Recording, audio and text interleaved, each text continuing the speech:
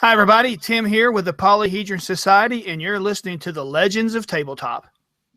Hey, everybody. That was Tim, obviously, and you're stuck with me. This is John today. Vince has some family things that have come up, so he's not going to be participating this morning. So, Tim, we'll jump right into it here. Why start a podcast?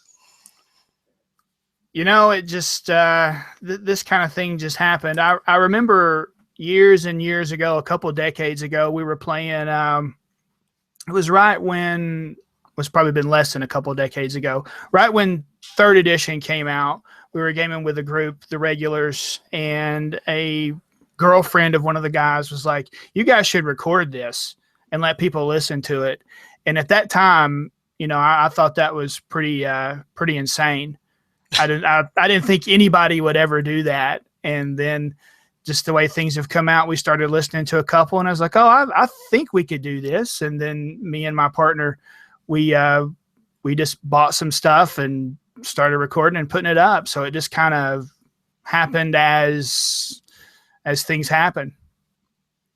What were some of the initial podcasts you were listening to as you were kind of debating on if you wanted to get into this or not? Yeah, my son was listening to some guys out of Chicago, The Campaign. They did a Star Wars podcast, and I started listening to them, and you know, I wasn't sure if we would ever be, you know, popular or whatnot, but I was like, I think we could do this. Just a matter of setting a microphone down on the table, right? Right, and it was much more difficult because I'm normally a pretty natural speaker. I can talk and stuff, you know, been speaking my whole life, and but getting in front of the mic for the first few episodes was kind of grueling. I was like, oh, am I going to be able to do this? Am I going to be able to carry on a conversation with people that I can't see, or be able to, you know, give the right information so that when I'm describing stuff or we're talking or whatever, the audience can perceive, and they can see, and they can smell, and they can hear the things that I'm describing. It was difficult. Mm-hmm. If you use, like, I tend to use a lot of props and stuff at the table, either minis wise, or, I'll get dressed up, or, whatever. And, the players at the table, if you're playing Google Hangouts, obviously they can see all that stuff. When you have the element of, trying to have that available for people who are going to listen, it kind of sets up another layer of, okay, are we describing this enough? Can people really, catch the feel for what's going on? Right. And when you're like when you're using NPCs or whatnot, and you're describing actions that they're doing, like before we were recording, you would do things like you would gesture with your hand, or you would roll your eyes, or you would make a face. And then we got to the point where, like, we can't do that. We've got to start describing that my character rolls his eyes, or he points at something, or people just start talking. And, when you're the DM, you're playing different roles within the story. So you have to tell the audience who is now speaking, because I don't do a whole lot of voices within the game, because I'm not really good at that. I try, but it doesn't translate very well. So, you have to say, hey, the merchant tells you this, or the gunslinger tells you that, or you just have to kind of let them know who's doing what so they don't get lost. Mm-hmm. We'll have that come up when we're doing interviews. Sometimes people hold stuff up to the camera, and that's great for people who are watching live, or go back on YouTube later. And I've made the comment before, like, this is going to translate so well when people are just listening to the audio later. Right. So we just had to really retrain ourselves. And another big thing is you don't realize how many ums and uhs you spit out in the course of recording an hour or so. You're like, I'm just and all kinds of just everything. That's where most of the editing lies, is in that, and like the long awkward pauses. Yeah. Jeremy, he goes through and he takes all that stuff out for us. So yeah, I wasn't doing all that in the beginning, and then as we kind of went along, I'm like, I should probably clean some of these up, especially with actual plays, because people will ask you a question. And even if you're prepared, sometimes, it just comes out of left field and you're like, shit, I don't, hold on, give me a minute. I don't know. Right, exactly. Exactly. So that's kind of how I do filler too when I'm talking, because I'll be thinking of something of how I need to answer the question or how I need to portray the scene or whatnot. And I'm like, okay, so this is what happens. Mm-hmm. So yeah. And I had a guy that was listening, a personal friend, and he's like, you guys sound really good. There's not a whole lot of uhs and ums in there. And I was like, the miracle of editing takes all that stuff away. So does Jeremy do all the editing then? Yes. And how do you know how long so you guys record, you release about an hour at a time. And how long is your normal play session? About 4 hours? We record, believe it or not, and we have, there's no handbook that we've read that tells you how to do all this stuff. So we just kind of had to do whatever felt right. And we actually record per the session. So like an episode is basically one session, and we might record for an hour and a half and then edit out what needs to go away to get it down to the hour 15 mark. And then we take a break and then we record the next session. So there's like a natural progression between the stories. So you feel like that 1 hour is just one session because it is. Huh, that's interesting. I don't know how other guys do it, but that's how we do it. Well, I know like Ross over at RPPR, they'll just release like, a 4-hour game all in one chunk, or, 2 hour, whatever it is. When we play, we'll however long we play for, and then I'll go back and try to find some natural point within the story where I can, clip it. I try to keep it about an hour, maybe an hour and a half, maybe as short as like 45 minutes if you can kind of get that natural break. But that's interesting to just plan to play for an hour and take a break and then, pick it up and, go ahead and record another session. That's interesting. Yeah, we record probably, if we have a good week, we can record 3 or 4 sessions on a Saturday night.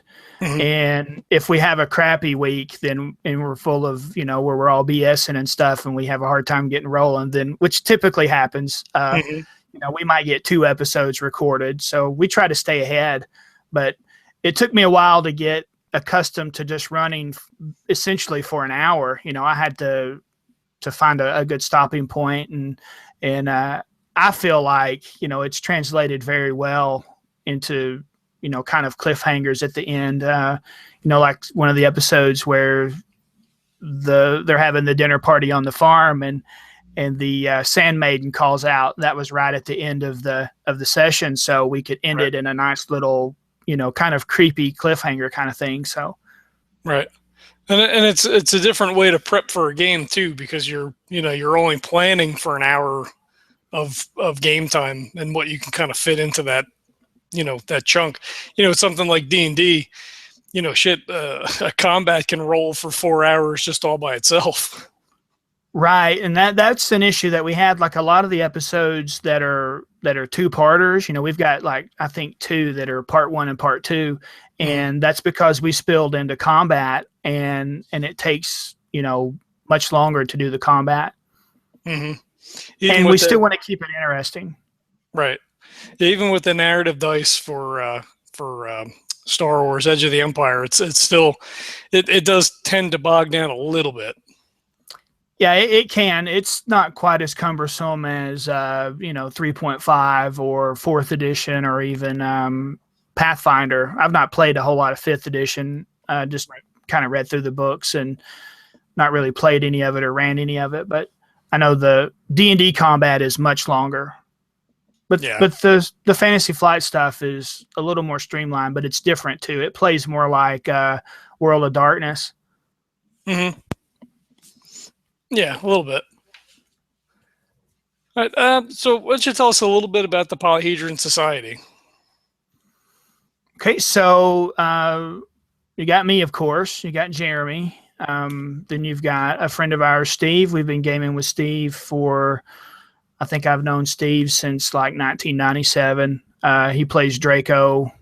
Steve's a great guy. Probably one of the nicest people that I've ever probably ever met. Besides him and Jeremy are like super nice. We started gaming with Cody. He plays Vogue. Let's see, he was 15, and that's probably 10 years ago that we started playing with him. So he was like essentially a kid. Mm-hmm. And then my son Jackson started playing, and he plays the. I'm about to do a spoiler here. No, I'm not, because he's been introduced. That is on there now. The episode's out. Yeah. So he's recently joined the cast and the crew because of school and stuff. He's been playing with us for quite a while. He played Pathfinder with us for a couple years, and we had some good stuff there. And then you have Claire, which is Cody's girlfriend. She's been playing with us for probably 2 or 3 years, and she plays Risker, the doctor. She puts a lot of effort into every character that she makes. So her characters are always a treat. So, and she's a lot of fun. Yeah. She made Dr. Risker as pathetic as she possibly could. And I think that's probably one of the most enduring aspects, because he's just pathetic. I don't know. He's great. Mm-hmm. Yeah, he's my favorite character on the show.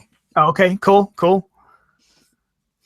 Did you guys debate? You said, man, this is terrible. I'm going to have to edit all this out later. Was there some debate when you were starting up the podcast? You're like, should we go D&D? Should we play Pathfinder? What was the rationale to go with Star Wars? Well, it just seemed like, the Fantasy Flight system had just came out. They were, pushing the other two. You had Edge of the Empire, then Age of Rebellion, and then the Force and Destiny, and that stuff was really being pushed. And it just, I don't know, it just seemed like a natural fit. We were playing it. We were all addicted to it. We love the system. We love the dice. And it's like, let's just do this. And like all the characters, with the exception of one, really were recycled from another campaign. Oh. So all these characters have been played before, and we just chose the ones that we really liked and thought that would be a character people could relate to. Let's bring them over. And that's just kind of the decision of how we made it. Cool. It's there's not very many Star Wars podcasts, I don't think. You have the Never Tell Me the Odds podcast, which is the guys who do Crit Juice. Right. And you guys, and I haven't seen another. I'm sure there probably is, but I haven't seen another Star Wars game out there. Yeah, there's a couple. Like I said, the campaign, they were out there. I think they're still going. I'm not really sure. I don't have a whole lot of time to listen to a whole lot of podcasts much, so I really don't. I feel like I work all the time, and when I'm not working, I'm working more. So between working at home and working on the stuff for the podcast, it kind of fills my time, so I don't have a whole lot of time to listen. So I'm sure there's some out there. Yeah, I'm sure there's probably a couple. It doesn't seem as nearly as common as, like, say, D&D. Right, and that's another thing too, that we want to do things that separate us from everybody else. Mm-hmm. What makes us, what makes us more of a listen than, if there's a million D&D podcasts, then what would separate us from those million? So we just narrow the odds a little bit. That's all. Yeah. We're all little fish in a huge pool. Sure. And the thing about this pool, though, is that it's so weird that it's so, like, brand new. We're basically building the industry. If you really think about it, back in, when I was in high school and first started playing role-playing games and stuff, it was kind of taboo. There were still things on the 700 Club about how D&D was of the devil and how it taught you witchcraft and stuff. And I was like, oh, it teaches you witchcraft, then I need to get into this so I can get some magic. But, I was disappointed, but I found a nice hobby, and, it's really kind of a big part of my life. Mm-hmm. But it's different now. It's like, it's almost cool to be a gamer now, whereas back when I first started playing, it wasn't quite so cool. You were nerds or geeks, as people called you, and you were kind of an outcast and you stayed off to the side and you didn't play football and stuff. But now it's like the cooler kids are doing it, and there's girls doing it too. Back then there weren't girls that played. Yeah. Very few. Yeah. Very, very few. Yeah. It certainly seems a lot more mainstream now. You've got shows like what the hell's the name of it? Big Bang Theory. Whether or not you think that's an accurate representation of geek life is another story. But you have TV shows and stuff. What is it? King of the Nerds or whatever the hell that show was on TBS. Right. Yeah, I didn't watch it, but I watched The Big Bang Theory. I watch it because it's on like every channel at any random point in the day. Yeah. So it's just when they're playing D&D, I can't help it. I'm like, you're that's not the right rule. You're not doing that right. Yeah. But when I know they do it for drama. Yeah, when Community had that episode too with Dr. Ken, I can't think of his last name. Yeah. All dressed up as a drow. It's like, okay, this is in no way an accurate representation, but it was still funny. What's so funny about that particular episode of Community is it's still on my DVR now. I DVR'd that Joker probably 2 or 3 years ago, and it's still on there, and I go back and watch it from time to time because it was so good. It's funny. Yeah, I never watched the show, but I did record that one episode. Yeah. It was good. And he's really funny too. Sure, that whole cast of that show was hilarious. I was disappointed when they canceled it and moved it around and stuff, and Troy went away, and that just changed the whole dynamic. So yeah. I want to jump back 1 second for something you mentioned a few minutes ago. You said your son started playing on the podcast now. Was he into gaming when he was younger? Was like, did he see you playing and he's like, hey, I definitely want to do that. Can I play, Dad? Or was it kind of like, hey, do you want to play, and try to coax him into it? What was the dynamic there? It was more, when you're around something and, for a period of time over, several years, you begin to develop an interest in it. If it's, if it looks cool and stuff, it's real hard and stuff, you'll probably stay away from it. But, we had people in my house, every weekend, every other weekend we were gaming, and he would be back and forth, and he's been exposed to it his, pretty much his entire life. And, back in the day, back when he was younger, we were all younger, it was definitely more of a social gathering. Like I remember having cookouts at the house here before we would start gaming. And then we would come in and we would game and eat and have a good time and everything. And he was just exposed to it. And then over the course of time, he would get the books out and he would flip through the Monster Manual, or he would flip through some of the Star Wars books that I had, and, just look at the pictures and really think stuff was cool. And then we started playing Hero Clicks. Mm-hmm. We did that for a little while, and that's how we would study for spelling tests and math tests and stuff. Would let the guys fight, and we would use the spell this word, and if you can spell it right, then your guy defeats this guy. And that's how we studied for the longest. So it was just a natural progression. It wasn't anything that just was forced or coaxed or anything. It just kind of happened. Right. And then I ran a couple of mini games for him, and my wife tried her hand at it, but she thinks it's silly, a bunch of grown men playing make believe. Yeah. So it just kind of happened. So does your wife board game at all or anything, or is she completely just not involved at all? Yeah, we play some board games. We play Skip-Bo. It's really a card game, not really a board game, but not the traditional gamers board games, stuff like that. I think we've played Monopoly. We used to play Scrabble quite a bit, things like that. Sure. So she's not really into the scene then? Not hardcore. I mean, like, she's interested in the characters' development and like the NPCs and stuff like that. About, I would come home from gaming back in the day and she'd be like, okay, so what happened tonight? Who died? I'd have to go through and kind of give her just a non-gaming recap of the story. Right. Don't tell me about the dice rolls and stuff. I don't care about that. I want to know, did somebody die? Right. Well, that's cool. Well, I mean, at least she's, so somewhat supportive then. So it's like, when game night comes up, she's not like, oh, you're going out again. Yeah, well, I think every gamer couple if one half of the group is a gamer of the pairing, then I think everybody goes through that at some point. It's kind of like that Garth Brooks song, Rodeo. Yeah. Right. But it's all about the gaming. I'm going to go game regardless of what's going on. So it's like you're like this old school cowboy who's just going to go game regardless. Mm-hmm. Oh, the house is on fire. Well, the game starts in 5 minutes. I got to go game.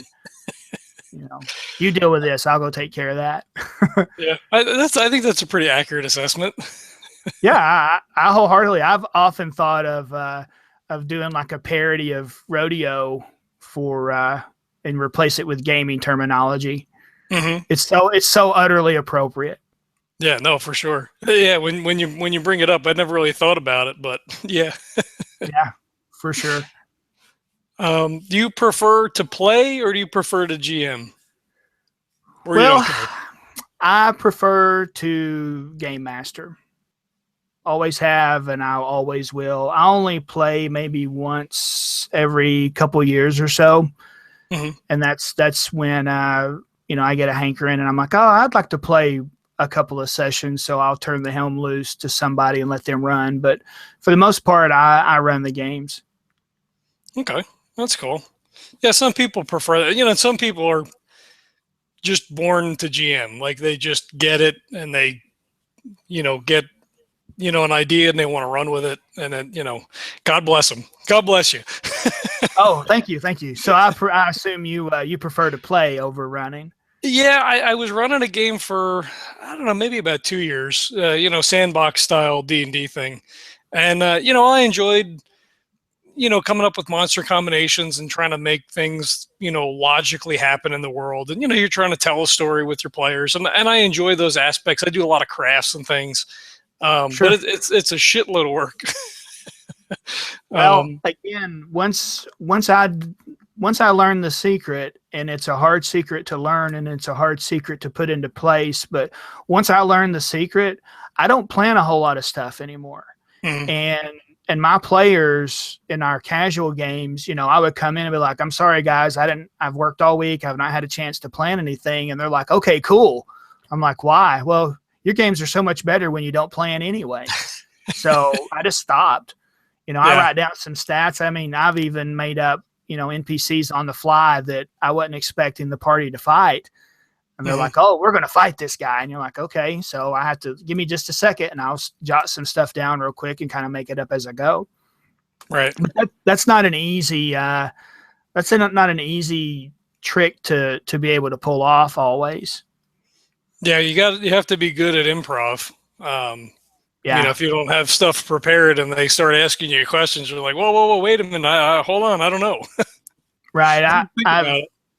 You can get yourself into a pickle, especially if you put that practice into like our podcast, for example. I don't really plan a whole lot for it either. I just kind of let the story tell itself. I'm just the medium. I'm just the medium through which it flows. So I let it happen. And I've gone through and I've recently got myself in a pickle that I'm trying to figure out how I can get the podcast edited to reflect what the truth is. So like I chose a planet out of just a random planet out of the book to put these guys on and described it more or less one way, and then went back and done some research on it. And I was like, oh, it's a totally different planet. So I've got to figure out how I'm going to fix that tonight, as a matter of fact. Yeah. So that's an interesting pickle. Yeah. So I'm going to have to go back and listen to last week's recording, which was episode 20, and see what all I said about it that we can take out. And then when I go in and do the intro, I can kind of recap everything, and then I can re-describe the planet, because I didn't do a whole lot of description, so it shouldn't be too hard.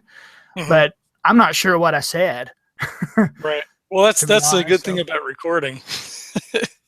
you do have that ability to go back and kind of, what the hell did I say last time?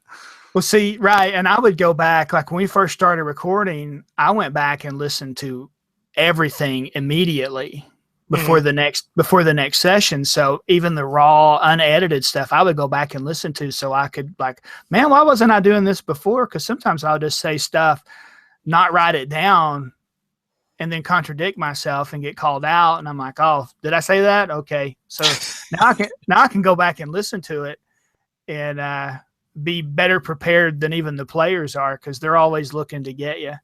Oh yeah, there's a loophole. Yeah, for sure. Well, I could suggest for tonight, like if you've completely described the planet in another way, you could say that there's a little corner or whatever that they're terraforming. Well, that's a good idea.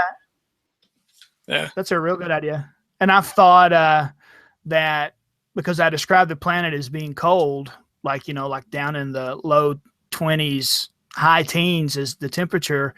The whole planet is actually supposed to be like a frozen planet, and I described it as more of a temperate planet. So I'm like, it could be summer.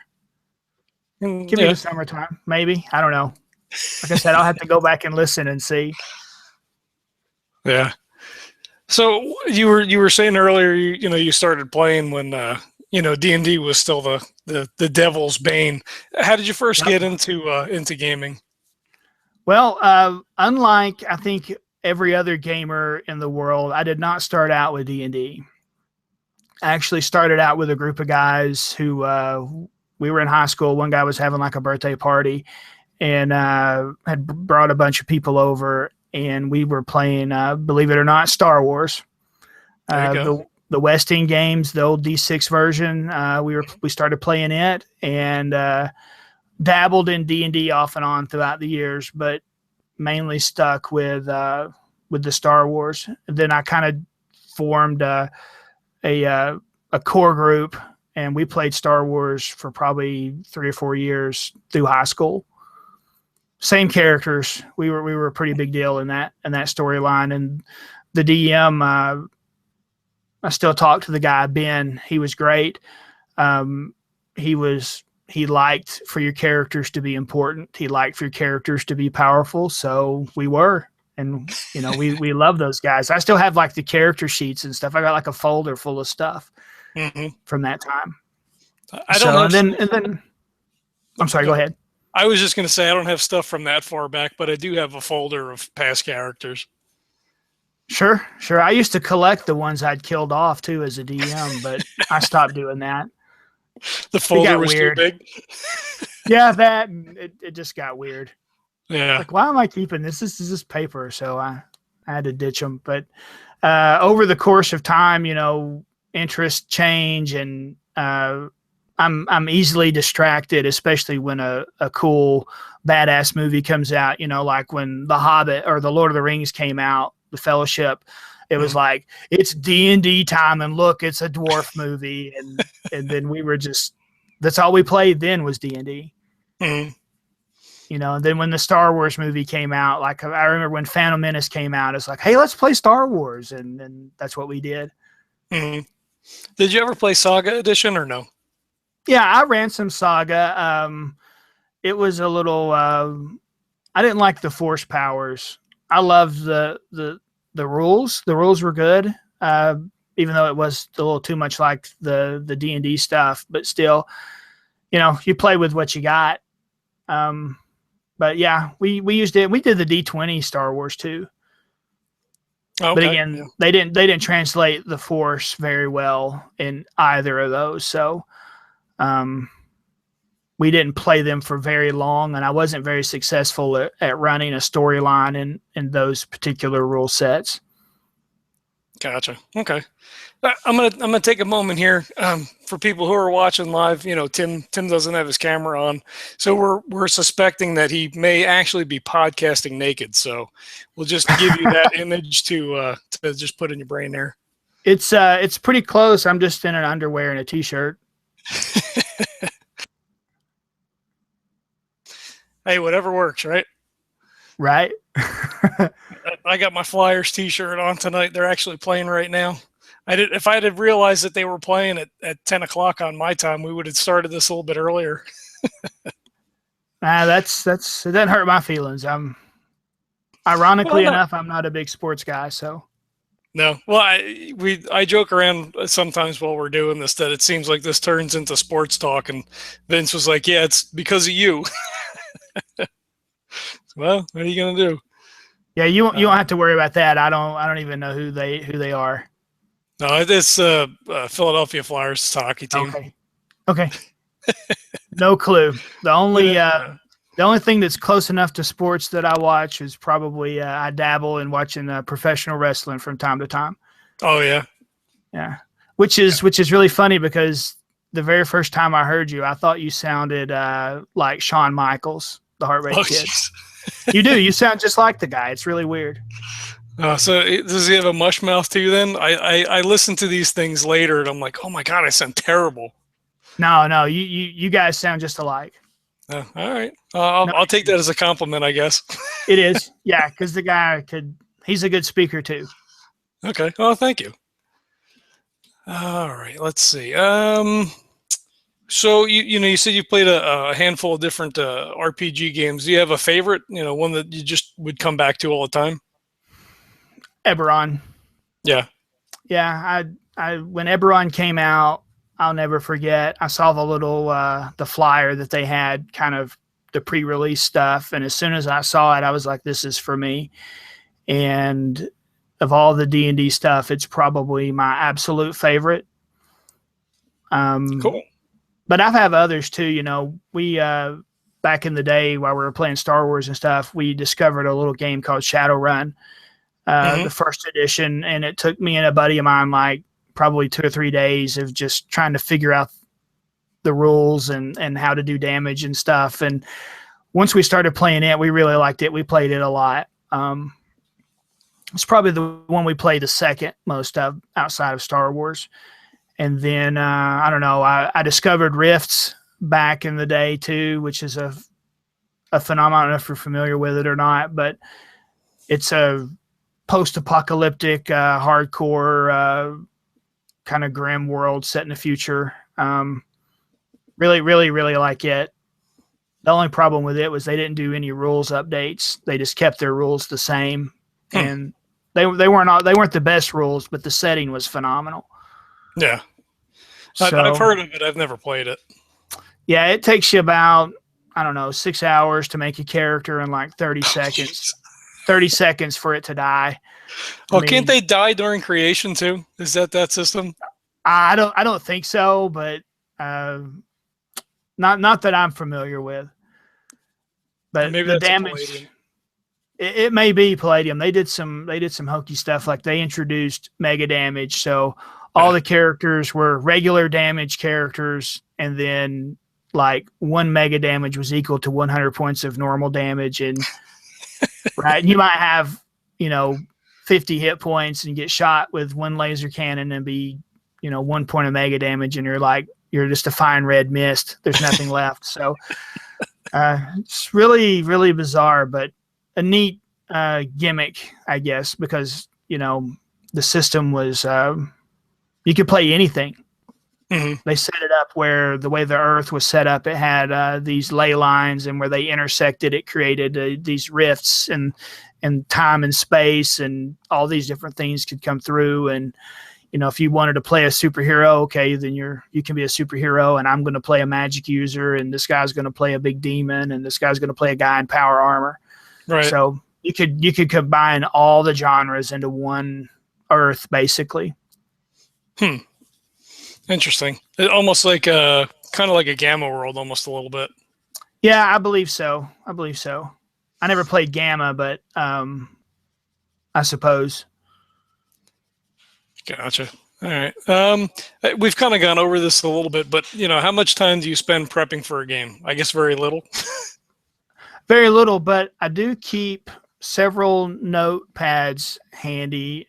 So when something comes to me, if I'm out and about, I've got like a note app on my phone. I'll pull it out. I've got like one now one set of notes that's like all these different ideas and stuff that come to me, or if I see a name or a name occurs to me when I'm out and about, I just whip the phone out and type it in so that I've got it, so I don't forget it later. Mm-hmm. And I've even cooked up like a whole species on there. Like, I'm just gonna take down these notes real quick while I'm waiting somewhere, or I've got like a pen and paper notebook by the couch or by my recliner, and I'll jot stuff down in it just so I kind of can remember the things. Oh, that'd be a good idea. Let's do this and let's do that. Mm-hmm. So, yeah, and whoever's running around in the background back there, they're trying to stay out of the camera. I saw her duck down. That's my daughter. Yeah, she hates it when I'm recording because I was in the back bedroom for a while and then the bedroom for a while, and I'm just going to sit out in the where I have my desk at. It's supposed to be the dining room. It's turned into the study, so right. Yeah, she'll go running through every now and again. And she ducked down like she was trying to hide her face. That's funny. How hard or easy is it for you to fit gaming into your schedule? Recently, it's getting harder and harder. We went from playing every Saturday night, and then it moved to every Saturday. Sometimes we would play in the morning, sometimes we would play in the evenings. It just depended on everybody's schedule, and it's recently been reduced to every other Saturday because of work and everybody's schedules and stuff. So it gets harder the older you get. Yeah, everybody's got responsibilities. Yeah, yep, exactly. It sucks. So, yeah. That's why I'm hoping that that podcasting and stuff can start paying the bills at some point, and I can just be a professional gamer and push that stuff. That would be nice, right? Living the dream. Yeah. And, well, go ahead. If I can get eventually, I'm teaching myself how to use Photoshop. I'm an artist. Mainly I do like pen and ink stuff, but I've recently started working in Photoshop, and I've put a couple things up, and I don't know if anybody's really looked at it. Nobody's commented or anything, so it must suck. But I love them. So like the creatures that I created for the world, the Scorn, I've got those up on my Twitter account, Whispering Skull. If you want to see what they look like, you can go there and look. And I'm working on the Sand Maidens now, and I'm going to redo the drawings of the crew, the characters, and do those in Photoshop, so they'll look better. Mm-hmm. Yeah, I was going to ask you about that. I forgot to write it down, but now that you bring it up, you do have pictures of the Scorn up there and the Sand Maidens, which I thought looked really, really good. Have you always been artistically inclined? Oh yeah. Ever since I can remember, and then when I started gaming, I'd be playing as before I started running, and I'd be sitting there waiting on my turn or whatever, and I'd doodle some stuff out, and then it would turn into a guy, and the other guys were like, "Hey, can you draw my guy?" I'm like, "Yeah, sure." So I started doing that a lot. Like all the drawings that I have some kind of story. Mm-hmm. Either one that hasn't been told yet, or one that's been told many times. Gotcha. Do you do commissions at all? I could be asked about that if anybody's got something. Sure. I did some stuff not long ago for my mother. She had a guy who wanted a Grim Reaper and a fish combined. Mm-hmm. For his fishing business. I think he does like fishing lures and stuff. So I was like, yeah, let's see what I can do. So I cooked something up for them, and he really liked it. So sounds like an interesting concept. It was more difficult than I thought, but he ended up going with a skeletal anglerfish, which turned out really nice. Yeah. So if someone wants a commission done, they can go over to @WhisperingSkull over on Twitter and tweet you up or send you a message? Yeah, and they can email me at whisperingskull@gmail.com as well. There you go. Yeah, so either one. Go check out the Twitter and see if you'll like it, and maybe send Tim a message. Yep. I think all the character art is up there, and then a couple other things that I've done I've put up there too. So Cool. And I'm going to jump back a little bit because it sort of segued here. And amount, start over, edit. And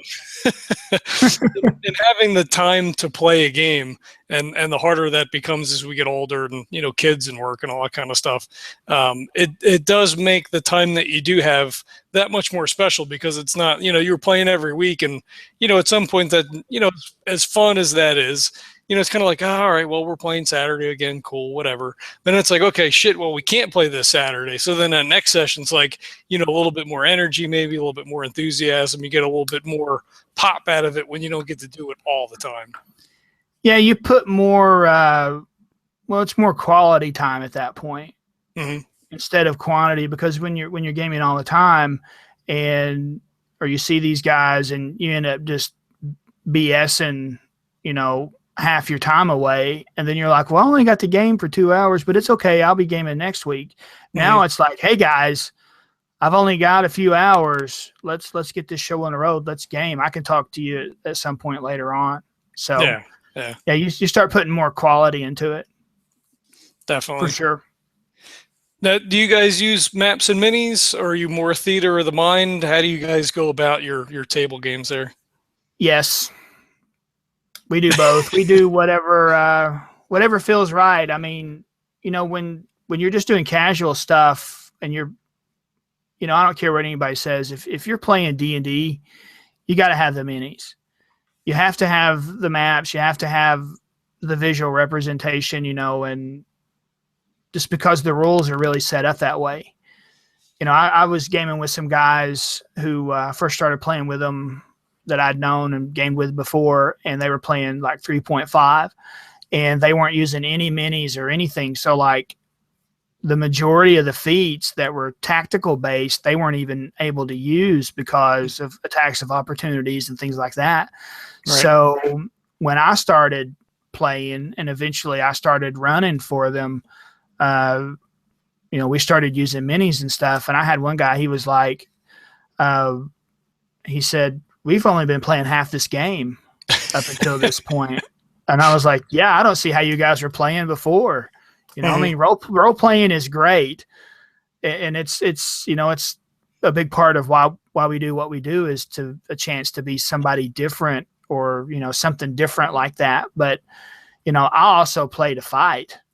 Not that I'm a fighter myself, but in the real world. But, when I watch a movie, especially a fantasy or sci-fi movie, you long for those complex and interesting fight scenes, like, Jango Fett and Obi-Wan Kenobi on the landing pad on Kamino. That's one of the best fight scenes in the whole series, just because of how it played out. And you want that. Everybody remembers that fight. They may hate the movie. Yeah. But that fight scene was phenomenal. Yeah. So that's what you play for. Right. I watched that Star show Into the Badlands, which was pretty terrible. But there was one fight scene, sword fight scene, that was just phenomenal. Like it didn't make the series because the series was kind of crappy. But that scene, that segment was just amazing. Just to watch that interaction between the characters. Right. I'm probably one of a few people in the whole world who actually like that series. So I hope nobody makes fun of me for liking it. But I'm a big kung fu movie guy too. I love, Executioners of Shaolin, that old late 70s, early 80s stuff. And even to the point to where, I try to bring some of that stuff into the storytelling. Like I stole an NPC from a good friend of mine that he had created years and years ago, and used him and made him even worse than what this guy had done. And he used kung fu he was a monk. He was also a vampire. And he was like a real douchebag. I mean, he just toyed with the group, and it was in Pathfinder rules. So, he had like Panther style, which, all of his attacks, he could counterattack and preempt your strike. So he beat the party up with a city guard. He never laid a hand on him. He would just hit this guy in pressure points and make his arm shoot out. and he beat the party up all the time, telling them, "I'm not going to kill this kid. You are." And every time they would shoot at him with an arrow or try to hit him or whatever, he would move the guy into position and take the hit for him. And the party eventually killed the guy. Wow. And then he left. He's like, "Okay, toodles, we'll see you later." And they're like, "Man, I hate this guy." So, but it was all that whole kung fu theater stuff, which is great. Yeah, I watched all that stuff growing up, the flying guillotine and all those Sunday kung fu things. Yeah. Yeah, I have a pretty decent DVD collection of that kind of stuff. Mm-hmm. I mean, Into the Badlands wasn't the worst show, but I thought there were things that, there was a lot of disparate things that story-wise just kind of like, feed me a little bit more, make it more, I don't know, even, consistent. I'm not sure. Yeah. There was something about it. It's just like, if I have to put this much work in to figure out what's going on, Well, see, that's the thing too, is like you said, feed me some information. I want to know, why is this the only place that's safe? Mm-hmm. Okay, I get it. This is a safe zone, but why? And what happened? And give me some background. So maybe if they get picked up for season 2, and I don't know if they have or not, but maybe they'll be able to give us some information and start explaining stuff. Yeah. Maybe. And maybe that was the plan the whole time. They're like, all right, we're going to throw all this stuff at you, and then we'll bring you up to speed later. Maybe. I don't know. I like to kind of I like to give my group information so that, because I've created stuff that I love, and me keeping it hoarded up away from them doesn't do me any justice. I'm just keeping it for myself. So when I can reveal it to them, that's a big part of what makes, telling a story great, is the reveal. Slowly over time, eventually things come out, and that's kind of, pacing is very important. Yeah. Yeah, for sure. Especially when you're recording an hour at a clip. Well, right. And you don't want to, and when you're restricted to an hour, like we do, you don't want to throw all your information out there all at once. Mm-hmm. Because then you just ruin it even more so prematurely. So reveal a little bit here, and then go on and do something else for a little while, and then come back and reveal a little bit more. There's an overall story arc, kind of like the Firefly series. I don't know if you watched that or not. If you haven't, you really should go watch it. It's just one season. It's like, I don't know how many episodes they did, maybe 20, but early 2000s, and it's basically an overall story arc of this crew of a starship. They're basically smugglers and tramp freighters, and there's an overall arc, but each individual episode has a mini plot within, and sometimes they circle back around to the overall plot, and sometimes that whole episode is just about that one particular episode. They don't deviate from it. So I try to take a lot from that. It's a very good show, very well written. Yeah, I know there's a huge hue and cry when it never got picked up again. I was one I never really got into. I don't know if it was on at a weird time or what the situation was, but I just never got into it. Well, everything, and you probably don't know because you don't know me, but all the big fads that come out like that, I always catch after the fact. So, like Firefly, it was like 2 or 3 years down the road. It was after they did the Serenity movie before I even started watching the show. Right. And like Breaking Bad was almost over before I started watching it. It was like me and my wife, we binge watched seasons 1 through 5. Oh, jeez. Right before season 6 came out. Mm-hmm. So when we finished watching the last episode of season 5, that next weekend was the premiere of season 6. So we just went right into it watching it. Oh, that's cool. Yeah, with things being as crazy as they are here, I've got so much stuff stacked up on the DVR that I just don't even have time to watch. It's like, fuck. Right. I just can't, and then to pick up something else, and people say, oh, you should watch Daredevil and you should watch this. Like, I don't have time. There's just no way. Right. We started watching, and this is in no way geek related or gaming related at all, but me and my wife started watching Orange is the New Black. Mm-hmm. And, we don't watch like every episode back to back or anything. We watch probably 2 or 3 episodes at a time when we have a chance to sit down and do it. And their pacing on that show is phenomenal. The writing is good, but the pacing is the best, because they'll show you a couple things early on and you'll almost forget about them, and then it'll come back up, a few episodes later, and you're like, oh, I almost forgot about that. But it's very clever, very clever. That's cool. That's a enjoyable experience when you're watching TV, because so many shows are just like laugh track, whatever, spoon feed you, Right. Well, you fail to realize that when they show you something, there's some foreshadowing there, and they're setting you up for something later on.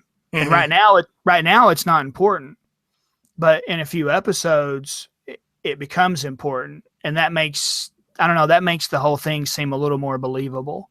Right. The Walking Dead's like that. The Walking Dead, they try to do that. They do good. I mean, I watch The Walking Dead. I watch it every week. It's a really good show. Been watching it since the first season. As soon as I saw the trailer for it, I was like, oh, this is going to be a show we're going to watch. So I like zombie movies too. Yeah, so that's why I watched that. Fargo is another show that they're writing. It's probably the best show on TV. In my opinion, Fargo is probably the best show on TV, especially season 2. Now, is it events that happen before, after, or during the movie? Like, I know they did a TV show, but I haven't followed up with it at all. I don't know anything about it. The season 1 took place after the movie, and season 2 was a flashback that went back to like the late 70s, early 80s. So it was way before. But it's some of the best writing, and it's by far the best show on TV. Okay. Yeah, maybe I'll check it out. I mean, if you like stuff like that, like me and my wife, we're big Quentin Tarantino fans, so it has that same kind of vibe. And I try to bring some of the Quentin stuff into my stories as best that I can without going quite that far. Yeah. I mean, there's stuff that you're like, okay, we don't need any of that in here, but the rhetoric that the guy does is just phenomenal, and his storytelling is by far the best. So I consider myself the Quentin Tarantino of the Star Wars universe. That's a unique mantle for sure. Yeah. Yeah, he's not one of my favorites. I've probably seen most of his movies, and I could take it or leave it. Okay, well, you're one of the few people, because most people either love him or hate him, and we definitely love him. Yeah, I would tend more towards. I mean, I don't hate it, but I mean, it doesn't do anything for me. Right. Yeah. No worries. That doesn't make you a bad person. I hope not. No, not at all. Not at all. Is there something that you haven't had the chance to play that you would like to, either board game or RPG wise? I'm interested in this Numenera thing that's going around. Claire has some of a couple of the books and has let me look through them and stuff, and it's an interesting little game. From what I've seen, the rules and stuff are pretty neat. But it's the DM doesn't roll any dice. Interesting. Which is weird to me, because I'm like, I want to roll too. I just don't want to sit here and just talk all the time. I want to be able to roll stuff too. So, that's the Numenera thing is probably something that we'll be looking at some point. Maybe even podcasting it. Who knows? Well, yeah, and that's what I was going to ask you too. Is the podcast going to stay kind of a Star Wars podcast, or are you guys going to wrap this story up at some point and play another system? Eventually, yeah. we want to definitely get a concrete fan base with what we've got right now, and what we would like to see probably more than anything else is maybe some interaction from our fan base. If somebody's out there listening and they're like, I try to encourage the people on the intro bumper or the exit bumper, hey, you know, if you have anything, you have questions or anything at all, just let us know. And, so far, crickets, and I understand that it's not the end of the world kind of thing. Obviously we've got listeners, but we want to hear from those listeners. We want to know what can we do, because this story is not just only for us, it's for an audience. And we want to know, what do you as an audience, a listener, what do you want? What would you like to see? Exactly. So for all you out there listening to this later on or listening to it now, go over to iTunes, hit the forums, check it out and leave some feedback, post some questions, comments, get in there and show your support that way as well. Cause then it, gives us the opportunity to, kind of see, take the temperature of what's going on with the community and do you like it, not like it, Right. Yeah, positive feedback, negative feedback. What are we doing that you don't like? What do we need to change? And I've always tried to encourage my players, if there's, certain places that your character wants to go, or certain monsters or certain things that your character wants to fight, just let me know and I'll work it in. And that's the same for the listeners. If there's things that they want to see, let me know. Any way you can, let us know. Yep, absolutely. Do you have a favorite in-game moment?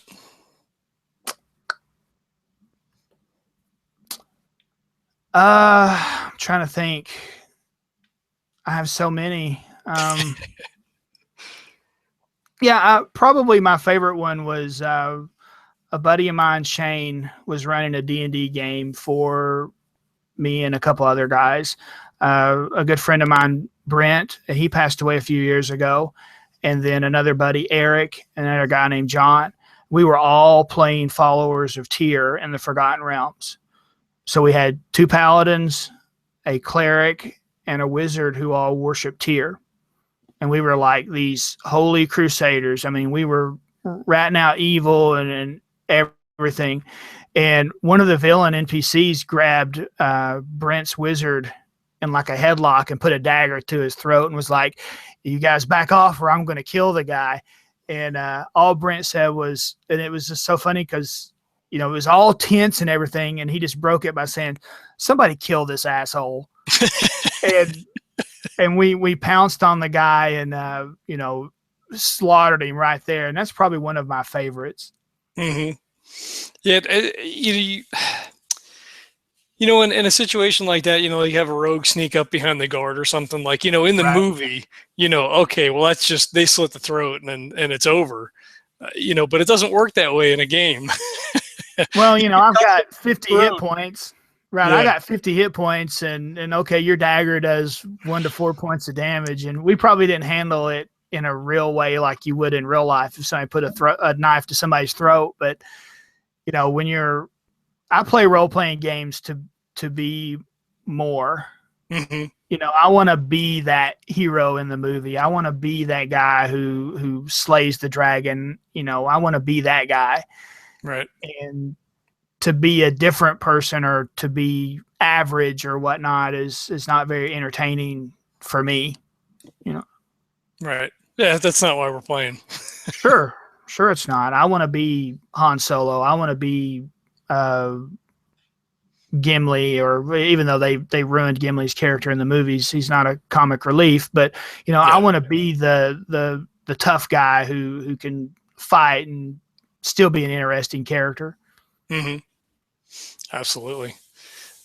So what's the ungeekiest thing about you?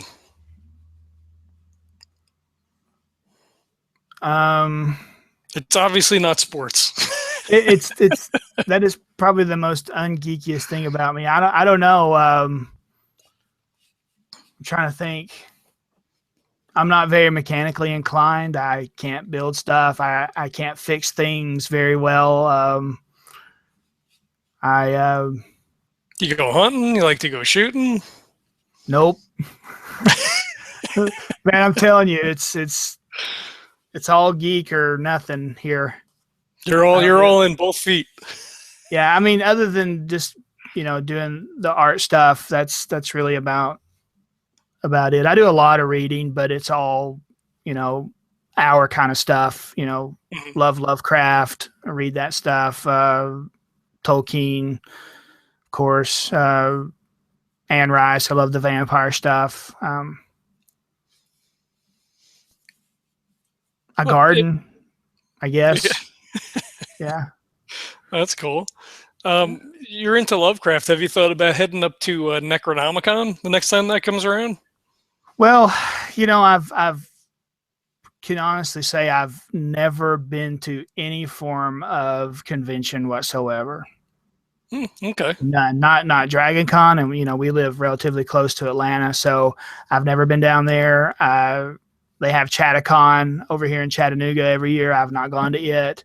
Um, Jeremy went to a con last weekend, and it was in Atlanta, and I didn't even get to go because of work and stuff. But we're gonna start. We're gonna start. So yeah, I would like to go to some stuff like that, and not just to promote. But you have to self promote these days. Or you're really not going to get anywhere. But Yeah. but I want we want to go. I definitely want to go see what that's all about. Yeah, Necronomicon was nice because the convention was still small. I think they had about 2,000 people last year. So everybody was very accessible. It wasn't like, super overcrowded. The vibe was really cool. Providence is really nice. I mean, it's hot in the summer, but it was a really neat experience to be able to go. And it's a little bit more of a literature crowd than it is necessarily a gaming crowd, although they did have, gaming rooms set up, and Sure. Sandy Peterson was running Cthulhu Wars, and there's lots of other games and things going on, but a little bit more of a lot of panels about Lovecraft and his writing, and Lovecraft and racism, and all these different sorts of things. But it was a pretty cool convention. Yeah. May have to check that out maybe in the next. I don't know when does it come around? It's every 2 years, so the next one will be, I think it was August, so August 2017. Okay, cool. I may have to put that on the books and see if we can sneak up there to it maybe. I'll pester you about it. We'll be there again. Okay, cool. That'll be cool. I'd like to. I don't know, Lovecraft. I was introduced to him pretty early on by a guy, and my reading level wasn't quite where it needed to be when I was introduced. So I picked it up, and I was like, "This does not make any sense to me whatsoever." And then as I got older, and I guess my reading level caught up with my geek level, I was able to comprehend what I was reading, and Lovecraft is probably the best. Mm-hmm. His stories are phenomenal. Are you into any of the other weird fiction stuff, like Legati or anything like that? No, pretty much just a purist. Yeah, Purely Lovecraft. Fair enough. Have you done any Call of Cthulhu gaming or no? We played some back in the day, but again, it was before my reading level was high enough to really comprehend what we were doing. So it seemed like to me we sat around in the library for like days and days and days and just went insane. Yeah. No, that is kind of the trope. Yeah, I was like, we're just sitting here reading books in a game and going crazy. I can do that in real life. Yeah. All right. I guess we'll that exhausts my questions. We can roll into the final 5 here. Okay. So we have 5 geeky questions. You can either answer yes or no, or if you want to expound on your answer a little bit, that's cool too. So we'll hit you up. Star Trek or Star Wars? Obviously, Star Trek. No, I'm just kidding. Star Wars. Definitely Star Wars. Yeah. How old were you when the first movie came out, Episode 4? I was about 4 years old. Okay, so we're about the same age then. Yeah. So I actually went to, we had a big drive-in movie theater here in town at the time, and it was playing at the drive-in, and my parents took me. So as soon as it came out and, I started getting toys for Christmas and stuff, it's, Star Wars has been like a big part of my existence. Yep. Much to my wife's dismay, because I've got like a bunch of toys sitting around the living room and stuff. And, it's like, can we put these somewhere else? And I'm like, but where would I put them where everybody could see them? At one point, when they started re-releasing all the toys with Phantom Menace coming out, I was living in a townhouse, and I'd bought Millennium Falcon, all that shit, and I hung everything from the ceiling with fishing wire, and I had stuff on all the bookcases, and I had all the figures box pinned to the wall in the back bedroom. Yeah, I did all that too. And a couple of years ago, for my 40th birthday, well, let me backtrack just a second. When The Empire Strikes Back came out, they released all the toys and stuff, and I was like 8 or 9, and the Imperial Walker was the one toy that I wanted more than anything else in this world, and I never got one. Me neither. I got a Millennium Falcon. I got, some other stuff. I got a Rancor, the Ewok Village. I got all that other stuff, an ATST, the Chicken Walker. I got all that stuff, but never got an Imperial Walker. And it was like $100. Yeah. And my wife snuck out for my 40th birthday and found one at Toys R Us. And that's what I got for my 40th birthday. Nice. Was an Imperial Walker. And he sits in my bedroom right now. I took him out of the box and put him together and put batteries in him and posed action figures on him and stuff. So that was like one of the best, probably the best birthday present I think I've ever gotten. Cool. That's cool. Yeah, I kid down the street, he gotten one for Christmas or something, or his birthday, and I'm like, man, I really want one. My parents are like, no. Yeah. But never. Mom, it's really cool. They didn't care. Yeah. So, tabletop or video games? Tabletop, definitely. I enjoy the camaraderie and the social aspect of tabletop, And when you're face to face with somebody, it's harder to be a dick to them. Yeah. And I play video games and stuff, and I used to play like Halo 2, and you'd be playing and PvP, everybody's fighting everybody, and it's just all out war. And then you've got some 12-year-old cussing you like a dog because you're not playing good enough or whatever. And you're like, you know what? I can find better people to cuss me out. So. Yeah. It's just the whole social aspect is different.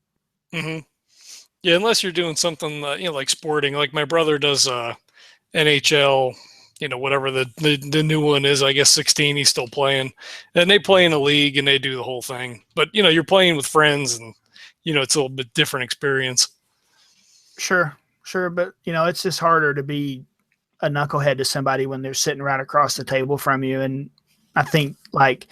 Make believe nowadays, when I was a kid, you went out in the backyard and you played, in the woods, or you rode your bicycle, and your bicycle could be your speeder bike, or it could be your horse, or it could be whatever you needed it to be. And now the kids do it all on the computer. Yeah. It's definitely a different experience the kids are growing up with than compared to what we had. Sure. Old fogies that we are. Right. Back when I was a kid, you played with a stick, and that was your blaster, that was your sword, that was your guitar, that was whatever you needed it to be. Yeah, ain't that the truth? Yeah, for sure. Yep. DC or Marvel? That's a tough question, but I would have to say I relate more to the Marvel characters than the DCs. I mean, DC's got some nice guys, don't get me wrong. I like me some Batman, but, overall, pound for pound, Marvel's got better stuff for me.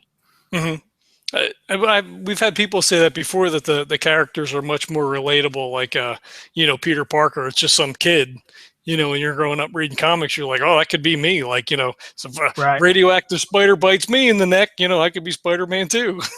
Man, what I wouldn't give for a radioactive spider to bite me and give me superpowers. I mean, I don't know if I'd be a superhero.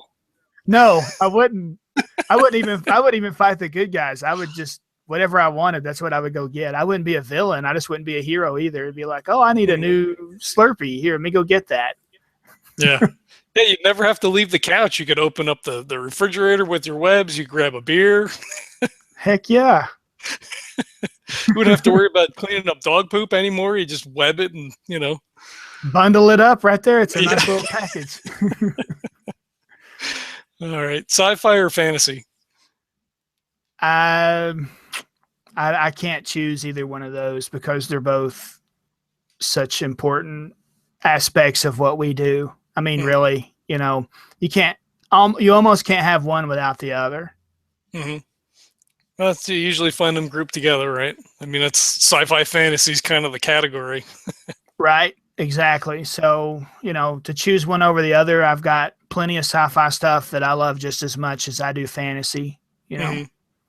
Do you prefer one over the other in certain medias, like, more of a sci-fi movie guy and a fantasy, role player reader, or no?